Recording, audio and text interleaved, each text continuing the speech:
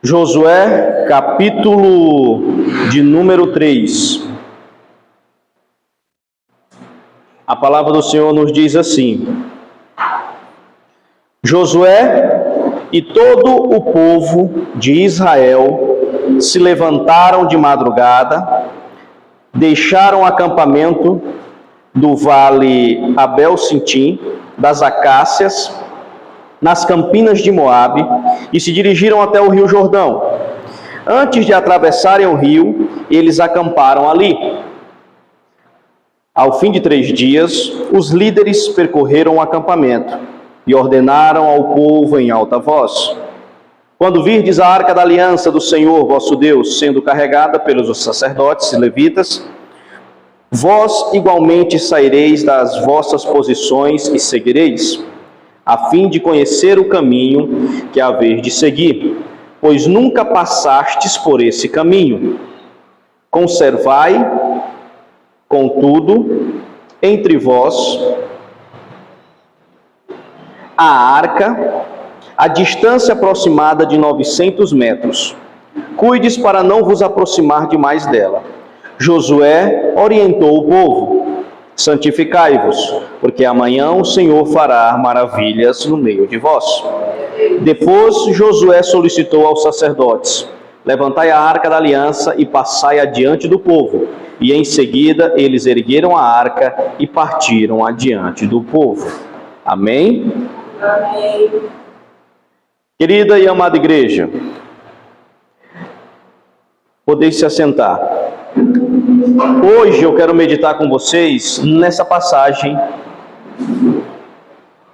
no capítulo 3, no livro de Josué. É uma passagem onde o Senhor deixa bem claro acerca do momento em que o povo estava prestes a dar início ao cumprimento de uma promessa geracional, uma promessa que se iniciou em Abraão.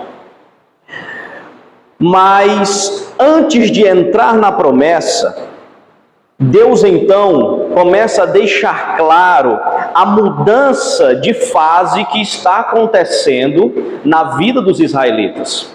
Primeiro começa em Josué capítulo 1. Josué capítulo 1, a mudança de liderança sobre a condução do povo. O povo então deixa de ter o líder Moisés e passa a ter o líder Josué. Moisés então morre e Josué assume a sua posição de liderança. Deus então fala para Josué: Josué, Moisés, o meu servo, morreu. A partir de agora você então dará seguimento àquilo que foi iniciado no Êxodo.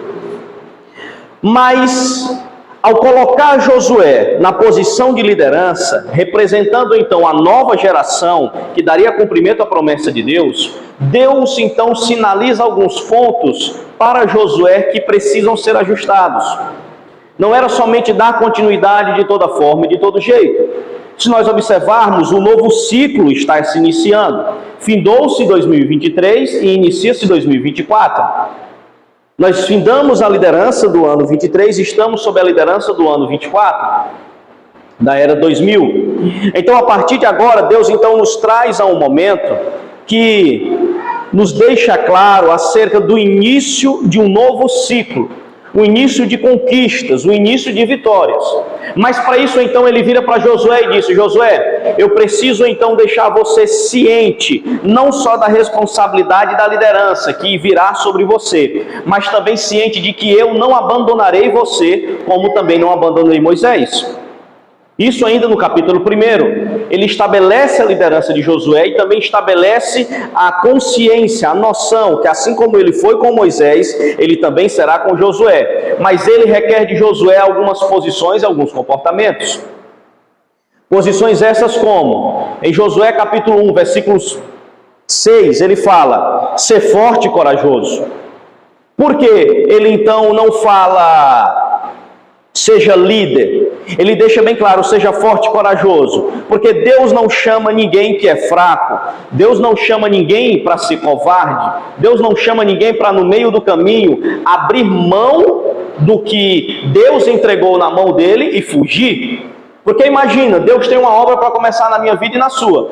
E quando as coisas começam a ficar difíceis, de repente a gente abre mão daquilo e foge. Não é esse tipo de pessoa que Deus procura e que Deus busca.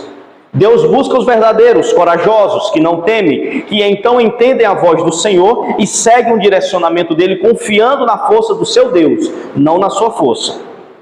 Então, novamente, ele deixa bem claro para Josué: não te mandei eu, seja forte e corajoso. No versículo 8 do capítulo 1, ele diz: não te apartes dessa lei, mas antes medita nela de dia e de noite. Por quê? Não tem como nós termos força e coragem sem conhecimento da palavra de Deus. E não tem como nós então mantermos essa força e essa coragem sem o conhecimento dessa palavra. Ele deixa claro para Josué que: Josué, não te apartes dessa lei na qual o meu servo Moisés deixou no meio de vocês. Porque essa lei vai ser uma bússola, vai ser um norteamento, ela vai ser uma baliza para que vocês sempre prosperem no caminho de vocês.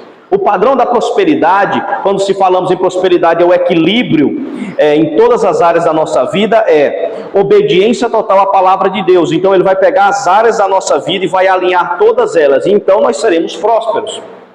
Prosperidade não é quando você tem abundância demais em uma área e escassez nas outras. Não, Deus ele é um Deus justo, e como justo ele é, ele trabalha com equilíbrio, e prosperidade é equilíbrio em todas as áreas.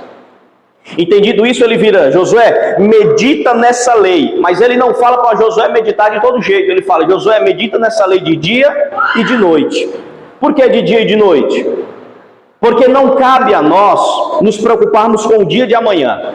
Observe que o diabo ele trabalha na nossa mente para que então nós venhamos ficar confusos durante o dia que nós vivemos, preocupados, antecipando os fatos do amanhã e preocupados com aquilo que aconteceu no passado.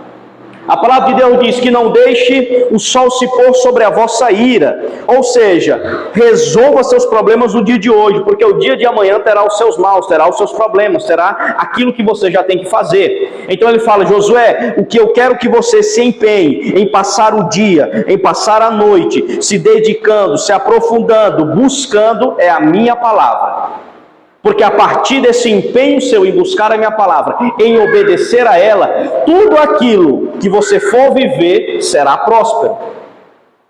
Então no capítulo 1, Deus chama Josué e alinha o perfil de liderança que ele quer sobre Josué. Por quê? Porque não tem como nós iniciarmos uma fase de vitórias, não tem como nós entrarmos num ciclo de cumprimento de promessa, se nós não entendermos que temos que liderar as nossas vontades, principalmente sujeitá-las à palavra de Deus.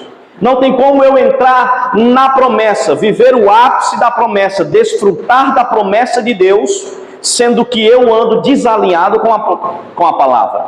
Então ele deixa claro: seja forte e corajoso, bem antes de falar da palavra de Deus. Por quê? Porque à medida que você for conhecendo a palavra de Deus, em que eu e você conhecemos a palavra de Deus, há mandamentos e ordenanças do Senhor que nós temos que ter coragem para obedecer, porque vão de contra a certas vontades e pensamentos que nós temos em nossa vida, vai de contra a certos costumes que nós já estamos acostumados, segundo o padrão desse mundo, desse século. Então nós temos que ter coragem para obedecer a palavra de Deus e abrir mão daquilo que não agrada a Deus.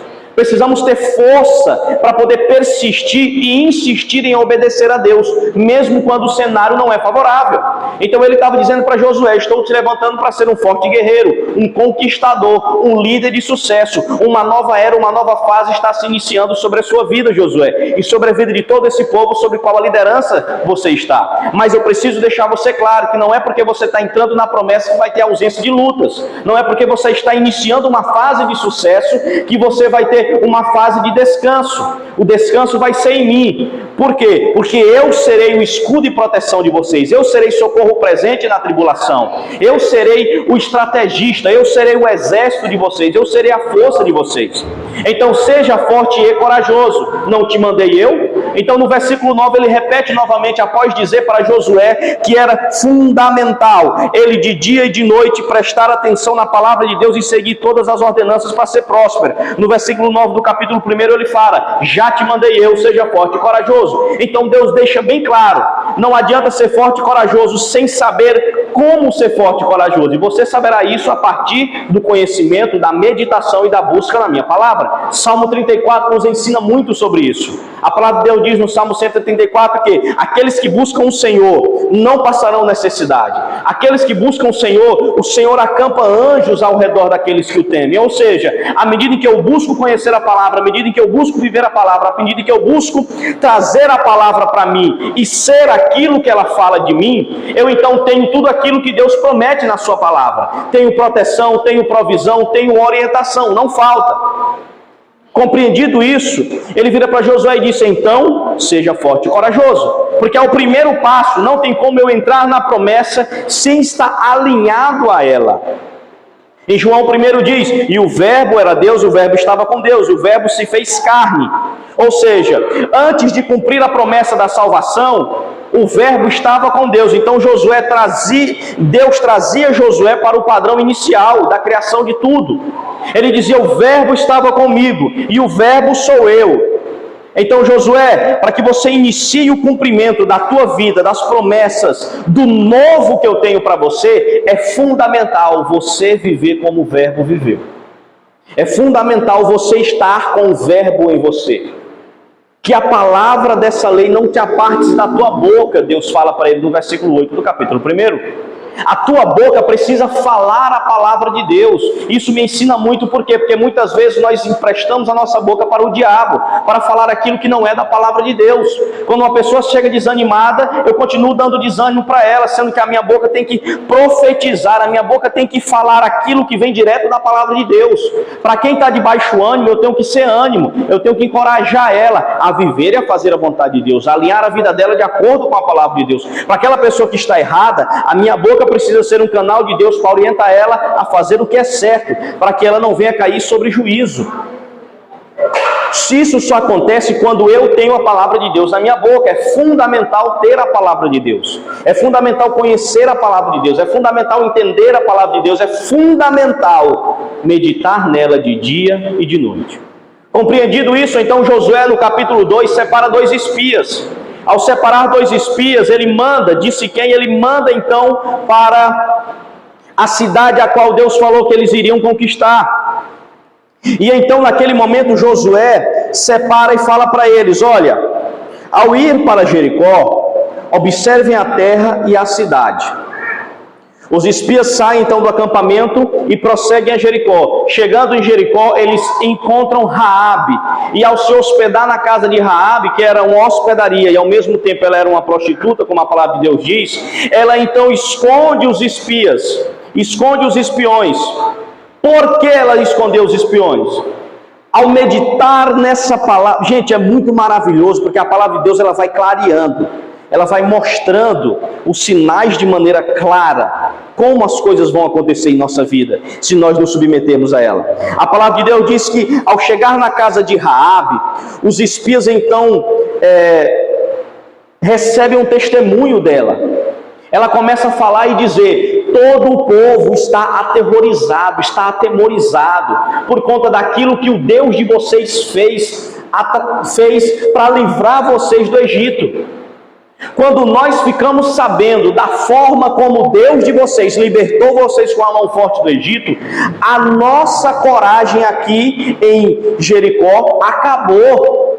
Nós estamos com medo de vocês. A forma como Deus matou os inimigos de vocês, chegando aqui perto, os 2 reis que o Deus de vocês matou, nós ficamos aterrorizados, nós ficamos amedrontados, nós então entendemos que não há outro Deus mais forte do que o Deus de vocês. Raabe então começa a dar um testemunho da forma como Deus livrou Israel do Egito, da forma como Deus manteve Israel no deserto, da forma como Deus livrou Israel dos seus inimigos no deserto. Então Raabe chega para os espias e fala o seguinte: olha, eu quero então aceitar Jesus, entre aspas. Ela fala assim: eu quero então fazer parte do povo desse Deus, eu quero me tornar desse Deus. Mas como é que ela fala isso? Ela diz: olha, chega então 2 homens mandados pelo rei de Jericó, porque ficou sabendo que Israel havia mandado espias. Então a palavra de Deus diz que ao chegar na casa de Raabe, ela esconde eles no teto. Esconde eles no teto da casa, a casa dela fica em cima da muralha. Então ao esconder, ela diz: não, eles saíram daqui, já foram, antes do horário do portão fechar, vocês podem correr que vão achar ele. Então ela volta para os espias e fala: olha, vamos fazer um pacto. Nós sabemos que essa terra aqui é de vocês e nada vai empatar o Deus de vocês de entregar. Então poupa a minha vida e a vida da minha família. Entrega então, a partir de agora nós vamos fazer um pacto. Assim como eu estou salvando vocês, não matem o meu pai, os meus irmãos, a minha família e nem a mim. Quando vocês então conquistarem a cidade. Raabe já tinha certeza do cumprimento da promessa. E às vezes nós que somos o povo de Deus não temos certeza daquilo que Deus prometeu sobre nossa vida. Mas aqueles que estão lá fora, que estão vendo o agir de Deus em nossa vida, já têm certeza que Deus vai fazer.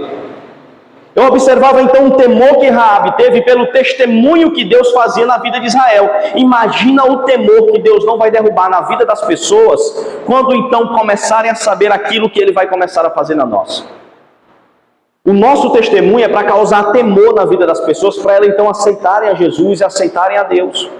Foi isso que aconteceu com Raabe. E então Raabe amarra na sua janela, que ficava no muro de Jericó, na fortaleza de Jericó, ela então amarra um fio de escarlate, muito parecido com a maneira como Deus mandou pintar os umbrais da porta no Egito, com sangue.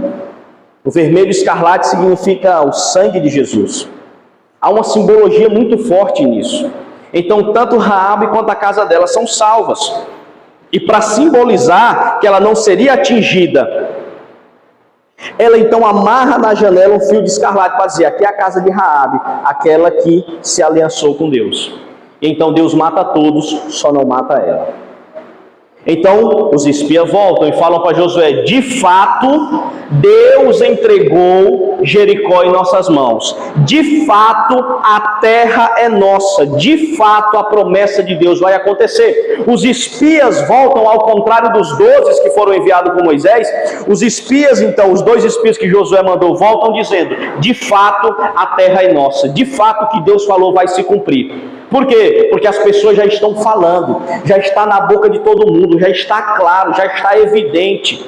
Isso, quando eles voltam relatando para Josué, Josué então entende como um sinal de confirmação daquilo que Deus falou para ele no capítulo 1. Josué entende claro o sinal. Eles foram para ver a terra, mas chegaram com um relatório de que a terra já estava com medo daquilo que Deus ainda iria fazer. A terra já tinha sido conquistada por Deus no psicológico do inimigo. O inimigo já estava com medo do que Deus iria fazer com eles. Essa palavra é tão maravilhosa que diz que a conquista já se iniciou no psicológico. Já era Deus deixando claro no entendimento de Josué, no entendimento do povo através dos espias, de que se eu e você não tivermos certezas, Hebreu 11, fé é a certeza, não tivermos certeza do que Deus fala é verdade, vai cumprir, e quem prometeu é fiel, nós não veremos a promessa. Foi o que aconteceu com a primeira geração do povo que saiu do Egito. Eles não tiveram fé em Deus, ao contrário, eles tentaram a Deus por mais de 10 vezes. Então foram consumidos, ficaram no deserto até ser trocada a geração. E Deus da mesma forma então deixa claro: vocês precisam ter certeza. O entendimento de vocês precisa ter certeza de que eu sou fiel para cumprir e poderoso. Então ele vira para Josué e fala: eu te honrarei no meio de todos, para eles saberem que assim como eu fui com Moisés, também serei contigo. E então chegamos no capítulo 3. Josué, ao receber o relatório dos espias, levanta de manhã cedo, junto com todo o povo, e fala para eles: olha pessoal, nós aqui já não estamos discutindo se Deus vai ou não vai fazer. Nós não estamos mais discutindo quando Deus irá fazer. Nós vamos agora nos posicionar para o que Deus vai fazer. Josué, como líder, entende os sinais que Deus mandou, entende o que Deus falou para ele, entende o que Deus sinalizou para o povo, e então ele diz: a partir de agora cabe a nós nos posicionar, porque Deus fará maravilhas em nosso meio. E ao entender isso, Josué então fala para o povo e diz: olha, o primeiro sinal da posição de nos posicionarmos para alcançarmos a promessa é entendermos que Deus é que tem que ir à frente, não somos nós. Aquele que prometeu é que é o nosso escudo, Ele estará à nossa frente. A arca da aliança vai à frente e mantenham-se uma distância dela, de 2.000 côvados, em algumas versões fala, na minha fala 900 metros. Por quê? Porque nós nunca passamos por esse caminho, ou seja, o novo de Deus é tão novo que nós nunca trilhamos esse caminho. Se não for Ele o nosso guia, se não for a palavra dEle que estiver nos liderando, nós vamos entrar no caminho errado, nós não vamos ter vitória. Então Josué entende isso e diz, olha, quem tem que ir na frente é a arca da aliança. Está bem claro, porque Deus nos ensina na sua palavra. O salmista fala, a tua palavra é lâmpada para os meus pés. Ela ilumina o meu caminho, ela mostra como eu tenho que caminhar, ela mostra por onde eu tenho que caminhar. Então Josué diz, a arca da aliança irá na frente, cuidado para não se aproximar demais dela, para vocês não serem esturrifados, mas então preste atenção no caminho que a presença de Deus vai passar, porque aonde Deus passar, nós iremos atrás. Quem é o nosso líder principal é Deus, e Josué reconhecia isso. Josué, apesar de ser levantado como líder, de ter a presença de Deus como Moisés tinha, de saber que Deus o iria honrar como honrou Moisés, ele não ousou ter orgulho, nem assim ele diz, sou eu quem vou na frente, o líder é eu, quem é o bambambam sou eu, não, ele diz, olha, quem vai na frente é Deus, e nós iremos atrás de Deus. Eu não sou líder para ir à frente de vocês, é a presença quem vai à frente. Eu sou líder para direcionar vocês conforme aquilo que Deus vai falando acerca da vontade dele. Então, Josué deixa bem claro que o primeiro passo é colocar a palavra de Deus à frente, colocar a presença de Deus à frente. Aí eu pergunto, será que nós temos colocado a palavra de Deus, os ensinamentos de Deus, o direcionamento de Deus à frente das nossas vidas? Nós temos que entender isso de maneira clara. Será que a minha vida está sendo direcionada de fato por Deus? Eu estou seguindo esse direcionamento e eu estou indo atrás de Deus, seguindo os passos de Deus, porque Deus está à frente, mas também está na retaguarda, protegendo. Então Josué deixa claro e fala, olha, depois, no versículo 4, a fim de conhecer o caminho que há vez de seguir. Isso parece com que passagem bíblica? Parece muito quando Jesus diz o seguinte, e conhecereis a verdade e ela vos libertará. À medida que nós conhecemos a verdade, ela vai nos libertar. Parece muito também com a fala de Jesus quando diz, em João, eu sou o caminho, a verdade e a vida. Versículo 4 do capítulo 3 diz, a fim, quando saíres, entendam, a fim de conheceres o caminho que há vez de seguir. Vocês nunca passaram por esse caminho. Quando Jesus fala, eu sou o caminho, a verdade e a vida, ele está dizendo, o caminho que eu estou ensinando vocês a trilhar, vocês ainda não trilharam, e vocês só conseguem trilhar se for comigo. Nós não conseguimos ser salvos sem Jesus. Não há salvação fora de Cristo. Não tem como eu imitar uma influência digital e ser salvo. Eu tenho que imitar a Cristo para ser salvo. Eu tenho que viver a Cristo para ser salvo. Não tem como eu imitar o mundo e ser salvo. Eu preciso imitar a Cristo. Por isso que Josué dizia, a presença de Deus está à frente, e vocês então, acompanhando, observando por onde a presença vão, vocês vão conhecer o caminho. E então sigam o caminho, porque vocês nunca passaram por ele. Isso aqui, gente, é a simbologia da mesma forma como Cristo veio à Terra, para nos ensinar o caminho que devemos trilhar, para então entrarmos no novo de Deus para a nossa vida. Aí no versículo 5 fala, conservai então, no versículo 5, Josué orientou o povo, santificai-vos, porque amanhã o Senhor fará maravilha no meio de vós. Depois que eu então entendo que a presença de Deus tem que estar na minha frente, Depois que eu entendo que eu preciso trilhar o caminho de acordo com a palavra de Deus, porque eu não conheço o caminho, a não ser Cristo, a não ser Deus que vai me guiar por esse caminho, eu então preciso entender o terceiro passo, para poder viver a plenitude, para poder acessar a promessa e viver a promessa, que é a santificação. A santificação, apesar de... Eu quero ampliar um pouco mais esse conceito de santificação. Quando Josué diz, santificai-vos, porque amanhã o Senhor fará maravilha, ele não está dizendo somente, fiquem um período sem comer, sem beber, fiquem um período orando, fiquem um período lendo a Bíblia, não é somente isso. Aqui então Deus pôde aprofundar o meu entendimento acerca de santificação. Santificação é separação para Deus. Não é somente passar um tempo fazendo jejum, não é somente passar um tempo lendo a Bíblia, não é somente você não pecar. Santificação é você dizer o seguinte: eu conheci o caminho, eu sei o que eu tenho que fazer, pois então a partir de agora eu vou me separar para isso. Santificação é separação, é você entender que Deus tem uma vida nova para você. É você entender que Deus tem um propósito novo para você, uma chamada, que Deus tem uma obra para fazer na minha e na sua vida. E por conta disso Ele quer que nós venhamos nos separar para sermos usados por Ele. Porque senão nós vamos nos igualar ao mundo, nós vamos ter o mesmo costume do mundo. E quando Deus nos separa, quando Deus então pede para nós sermos santificados, para nós nos santificarmos, é para nós entendermos o seguinte, que nós temos um propósito específico estabelecido pelo Senhor. Bem sei eu, os caminhos que tenho acerca de vós são de bem, não de mal. Os meus caminhos são mais altos. É Deus dizendo, eu tenho algo maior para você, eu tenho um plano específico para você, mas você precisa se separar para viver a minha vontade.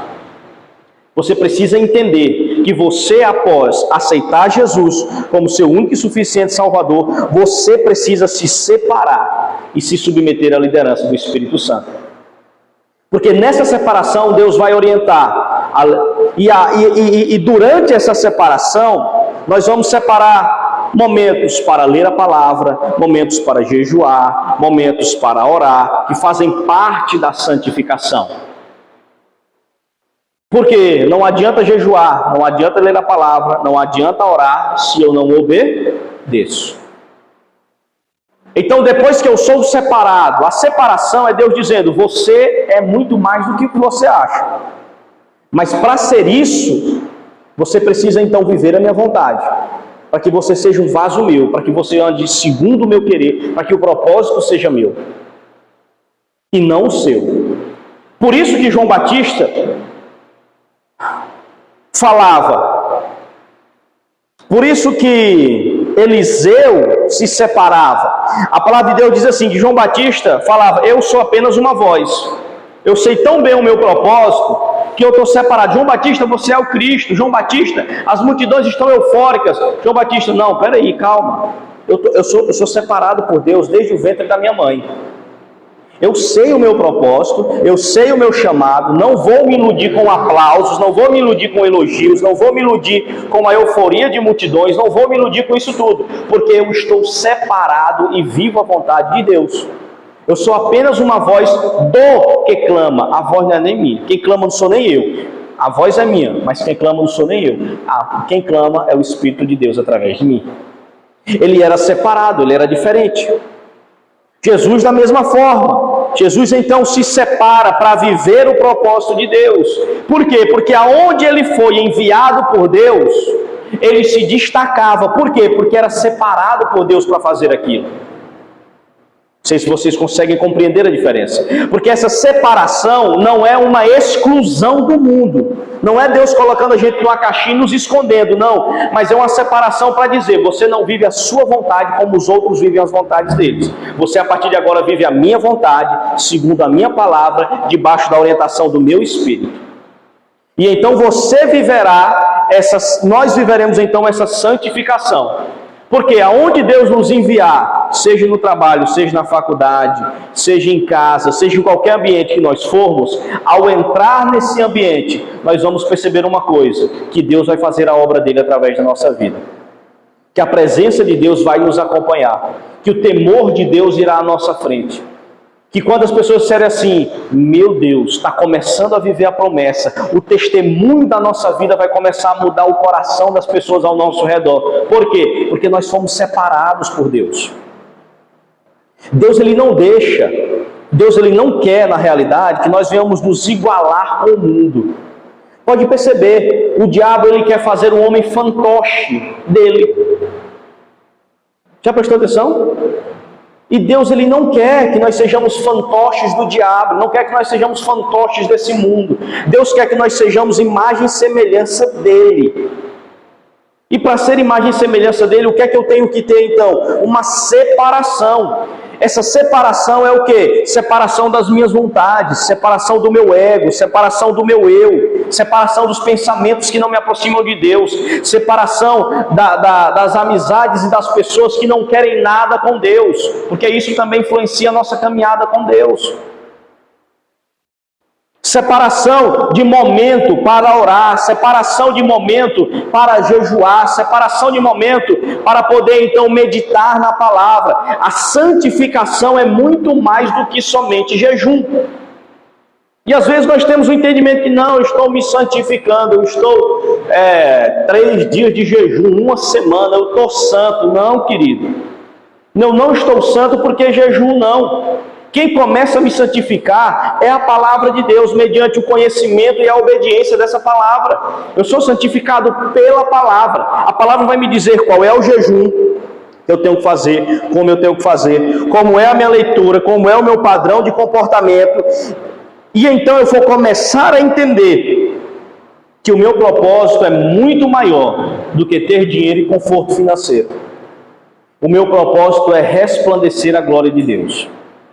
Por quê? Porque a palavra de Deus diz que após esse momento, Josué então, após a santificação, após a separação, Josué então dá ordem para que os sacerdotes iniciem a caminhada. Levantem-se e vamos iniciar a caminhada, vamos iniciar a conquista. Sabe por quê? Porque eles já estavam separados. Eles iriam entrar numa terra de um povo idólatra, eles iriam entrar na terra de um povo imoral, eles iriam entrar numa terra de um povo que matava os filhos em sacrifício aos deuses que eles acreditavam. Eu quero construir uma casa, eu quero que essa casa seja abençoada. As pessoas pegavam seus filhos e queimavam a Moloque, para que então consagrar a casa, e enterrava debaixo da casa ainda, e construir a casa por cima. Então nós observamos que havia costumes que eram abomináveis aos olhos de Deus, práticas que Deus não gostava. E quando Deus falava santificai-vos, é Deus dizendo, não se misture com essas práticas, não vivam esses costumes, não ande segundo essas vontades, vivam segundo a vontade que eu já tenho deixado claro para vocês, que é a vontade da minha palavra, que é o meu querer. É por isso que Deus então permite nós participarmos de um momento de culto a Ele, para Ele poder dizer, eu preciso que vocês se santifiquem, eu preciso que vocês entendam que o meu propósito vai fazer vocês diferentes no meio que eu vou enviar vocês, porque Deus não pegou Israel, santificou e colocou Israel escondido no deserto, ao contrário, santificou Israel e mandou Israel para a conquista. Vão conquistar, é de vocês a terra, dominem, usufruam da prosperidade, da fartura da terra, é para vocês. A palavra de Deus diz que o melhor dessa terra é para o povo dele, mas nós não conseguimos viver o melhor dessa terra porque não nos separamos para o melhor da terra, que é Deus. Compreende a diferença? Nós não nos separamos para dar o melhor para Deus. Nós não nos separamos para ser um filho melhor para Deus. Nós não nos separamos para ser servos melhores para Deus. Mas queremos viver o melhor da terra que Deus criou. Ou seja, é Deus falando, vocês se tornarão diferentes. E essa diferença vai atrair uma prosperidade. Essa diferença vai atrair então holofotes. Essa diferença vai atrair então inimigos. Essa diferença vai atrair muita coisa. Mas para que vocês não sejam corrompidos, intimidados, enfraquecidos, encovardados, vocês precisam estar enraizados na minha palavra, entendendo que se trata de mim através de vocês. Para quando chegarmos na promessa, não sermos corrompidos pela doçura do mel, pela fartura do leite. Porque muitos, quando assumem a promessa, se corrompem. E Deus não quer isso, por isso que Ele fala: santificai-vos, porque o nosso Deus fará maravilhas. E quando nós nos santificamos, nós nos separamos para Deus, nós estamos dizendo: Deus fará maravilhas para nós vivermos nas maravilhas de Deus, mas não seremos corrompidos com as maravilhas dos homens. Não nos deixaremos ser corrompidos pela maravilha dos homens, porque a maravilha dos homens nos traz morte. A maravilha dos homens corrói os filhos de Deus. A maravilha dos homens, ela atrai os olhos, ela atrai a cobiça da carne, atrai tudo aquilo que não agrada a Deus. Já a maravilha de Deus nos santifica, nos purifica, nos separa e nos leva ao céu. A santificação, ela então vai trazer sobre nós a presença de Deus. Ah, pastor, mas eu quero viver então o meu novo. Sim, e Deus quer que a gente viva o novo dele, mas quer que viva o novo manifestando a presença dele. Não somente manifestando fartura, geladeira cheia de... conta bancária cheia, que é o que muitas pessoas estão buscando. Fartura para ter conforto, não. Deus pede santificação para ir para o confronto. Eita Deus. Porque aqui, sabe, vocês vão para a batalha, vocês vão para conquistar. Porque os ambientes que eu estou lançando vocês tem leões, tem cobras, tem escorpiões, tem traíras, tem mentirosos, entendeu? Mas vocês precisam estar separados para poder então ouvir a voz do Espírito Santo, para poder então serem conduzidos pela presença de Deus, pelo caminho correto e não pelas propostas que vão receber ao longo da caminhada. Porque quem vive por propósito não aceita qualquer proposta.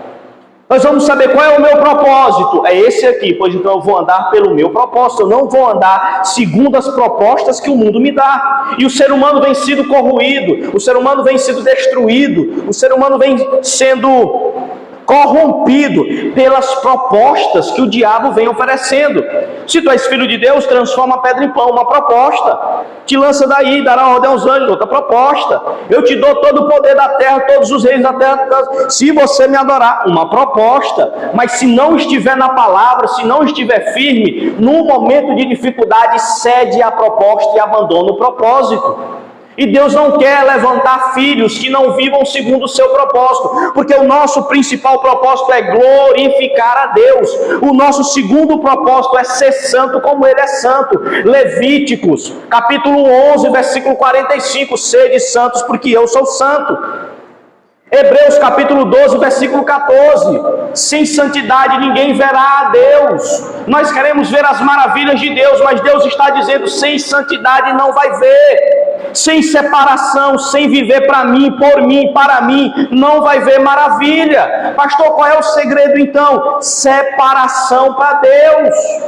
É claro. Deus dá o sinal, Deus levanta como líder. Olha e não olha, para. Se Deus não colocou eu e você em locais de liderança, se Deus não nos colocou em locais para dar destaque, por mais que nós não tenhamos destaque a nível regional ou nacional, mas Deus nos coloca como líder da nossa casa, como líder da nossa vida, para nós então liderarmos segundo as orientações do Espírito Santo.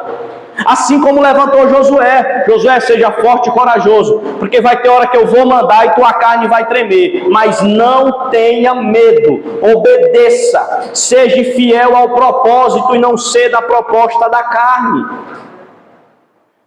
Aí Josué entende isso, entendeu os sinais, confirmou, está claro. Josué fala, bora se santificar, porque Deus fará maravilhas, eu tenho certeza. Nós precisamos ler a Bíblia, nós precisamos meditar na palavra, a nossa boca precisa estar cheia da palavra de Deus, o coração transbordando, porque a boca fala do que o coração está cheio. Então se eu me encho de mágoa, eu falo besteira. Se eu me encho de moralidade, eu falo besteira. Se eu me encho de corrupção, eu falo besteira. Agora se eu me encho da palavra de Deus, eu falo vida. É o que Deus quer da nossa vida. Então vou fazer o jejum, para quê? Para me tornar sensível, para me tornar então mais suscetível a obedecer a palavra, a me submeter ao Espírito Santo, a me submeter à vontade de Deus e a controlar os meus impulsos carnais, porque nós sempre teremos impulsos carnais até o dia de morrer. Impulsos que vão querer nos levar para aquilo que não agrada a Deus. Vamos pecar? Vai ter hora ou outra que vai pecar, mas a própria palavra diz: filhinhos, não pequeis, mas se porventura pequeis, lá no livro de João, vai dizer: vocês têm um advogado que é Deus, então confessem os pecados, abdiquem da prática, se arrependam e voltem para o caminho da luz.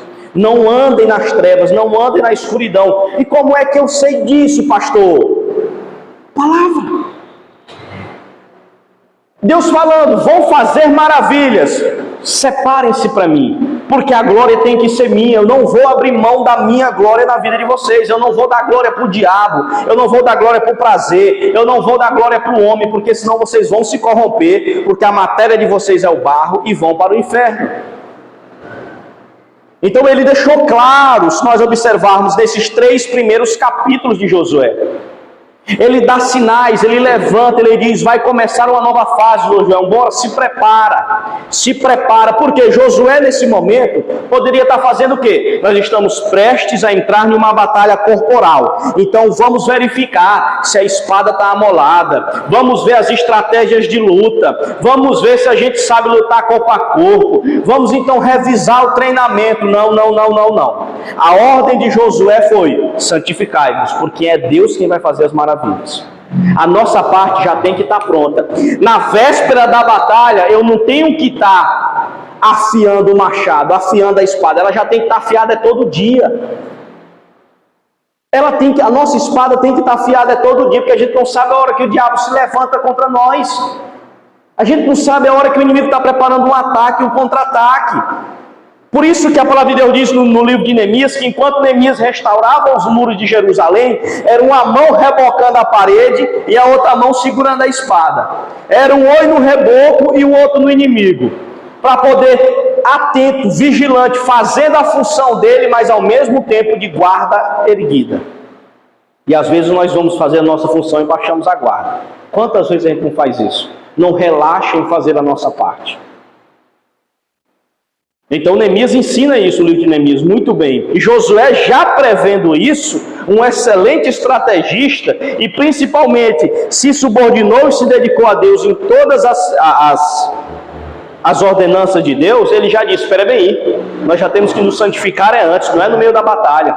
Nós temos que entrar preparados, nós temos que entrar blindados, nós temos que entrar fortificados espiritualmente. Porque tudo bem, temos que nos preparar profissionalmente, temos que nos preparar pessoalmente, temos que nos preparar socialmente, mas não podemos negligenciar a nossa preparação, a nossa santificação espiritual.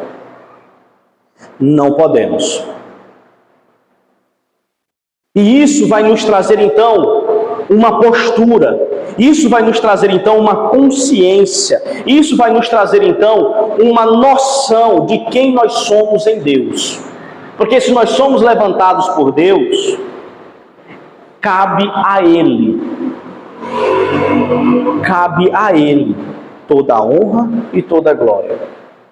Por isso que Deus é perfeito, porque Ele não abre mão dos seus protocolos. E Ele permite que os seus filhos venham aprender através da sua palavra. Diferente de... Como uma sábia amiga minha disse uma vez, diferente desse povo que no tempo, antes de Josué para trás, não tinha Bíblia para saber de maneira clara a vontade de Deus, Deus precisava falar em visão ou revelação. Hoje nós temos a palavra de Deus, que é um manual completo. Então nós não podemos dar desculpa para Deus. Quer estratégia de batalha? Deus tem. Quer estratégia de oração? Deus tem. Quer como melhorar a oração? Deus tem. Quer como andar na sociedade? Deus tem. Como melhorar o casamento? Deus tem. Como aplicar na finança? Deus tem. Tudo que eu e você precisamos, Deus tem na palavra dele. Por isso que ele diz: santificai-vos, separem-se para mim, para viver a vida que eu tenho para vocês e não a vida que o mundo oferece para vocês. O início é um pouco difícil, mas depois, quando Deus diz: levanta a arca e vamos passar adiante do povo, é porque ele está dizendo: a promessa já está batendo a porta. Exemplo de santificação é quando acontece na parábola das 10 virgens. 5 prudentes e 5 imprudentes, mas todas eram virgens. E então, umas não têm a prudência, não se santificam, não se separam, não acumulam azeite necessário, não preparam as botijas de maneira correta. Por quê? Porque estão desatentas espiritualmente. Já as outras 5 estão atentas espiritualmente, não sabem a hora que o noivo vai chegar, não sabem a hora que a promessa vai bater na porta, mas elas sabem que tem que estar preparado antes da promessa bater na porta, que tem que estar preparado antes de Deus dizer: é agora. Eita, cadê? Eu nem li a Bíblia. Eita, irmão, não adianta, que o próprio Deus diz: quando for a hora do arrebatamento, vai ser um piscar de olho. Quem está pronto está, quem não está ficou. Rapidinho, deixa eu só trocar a camisa. Não tem disso. Deixa eu só ligar para o pastor.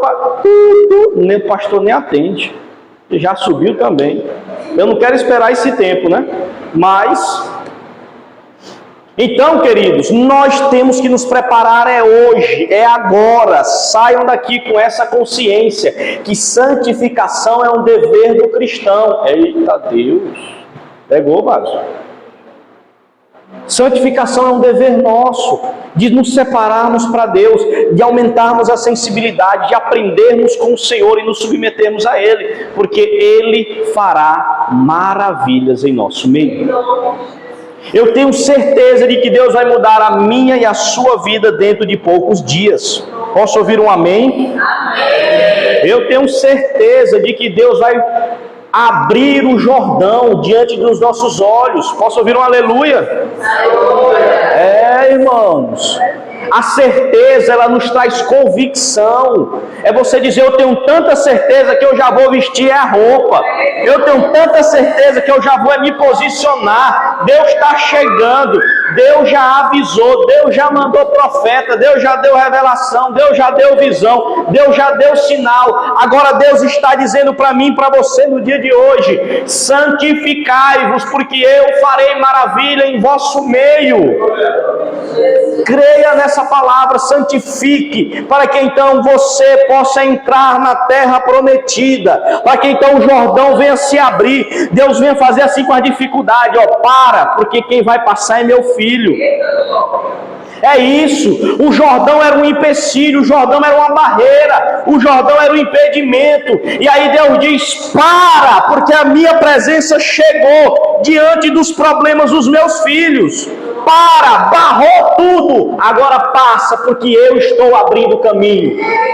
Quem abriu o caminho foi Deus, não foi ponte de homem, não foi canoa, não foi jangada, foi a presença. Se a presença de Deus é mais eficaz que uma ponte para atravessar um rio, é mais eficaz que uma balsa, que um pipes, quanto mais para resolver os meus e os seus problemas do dia de hoje, igreja.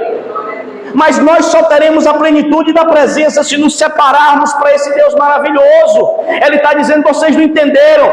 Jericó tem uma muralha, mas eu faço assim, e ela cai. Jordão está transbordando. Eu boto o pé do meu sacerdote e a água abre, porque não tem problemas diante de Deus. Não há barreiras, não há porta fechada, não há cadeias, não há nada que possa impedir o meu e o seu Deus de nos dar a vitória.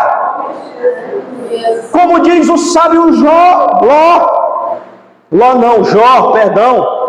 quando Jó fala no capítulo 42: bem sei que nenhum dos teus planos podem ser frustrados, nenhum dos teus pensamentos, dos teus desígnios, das tuas vontades, dos teus intentos podem ser frustrados, Deus.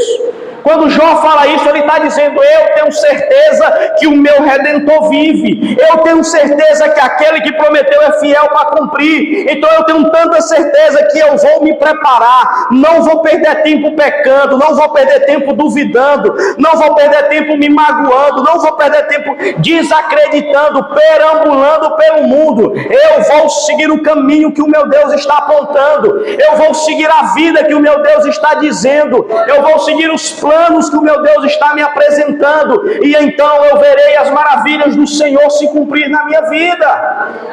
É isso que Deus quer de mim e de você, essa certeza, essa convicção, esse posicionamento. Viver para Deus requer santificação, igreja. Compreendendo isso, meus amados, nós então veremos travessias a pés secos, muros se quebrando, Deus nos dando cidades, Deus nos dando conquistas, que nós vamos parar assim e pensar: como aconteceu? Parecia tão difícil, parecia tão impossível, e Deus vai dizer: somente porque você obedeceu a minha vontade. Amém? Quem crê, dá um glória a Deus. Quem crê, dá um aleluia. Pois fique de pé, vamos orar ao nosso Deus. Peça a Ele então uma disponibilidade, peça a Ele então uma força, peça a Ele então coragem para se santificar, para viver então a vontade de Deus, para então ver as maravilhas de Deus na sua vida,